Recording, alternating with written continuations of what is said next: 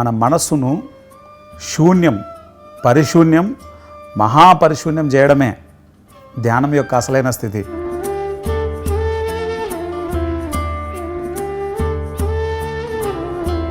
వయసులో ఉన్న వాళ్ళే ఎందుకు వచ్చారా భగవంతుడా ఈ జనాలని అనుకుంటారు. మీరేమో ఈ వయసులో కూడా అన్ని చేసి పెట్టాలంటారు. నా శక్తి కొద్ది నేను చేస్తూ ఉంటా అంతే. వాళ్ళు మెచ్చుకుంటారు మెచ్చుకొని కూడా నాకు ఉండదు.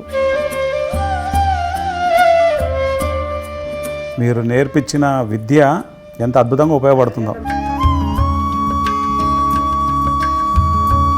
ఎంత కష్టపడి తల్లి కడుపుతో ఉండి 9 నెలలు మోసి ఎంత కష్టపడితే పురుడు వస్తుంది.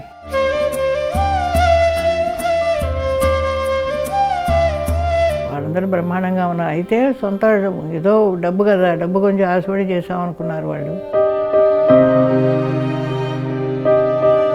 మీ మనవరాలు ఇంత పని చేస్తుందని అనుకున్నారు మీరు?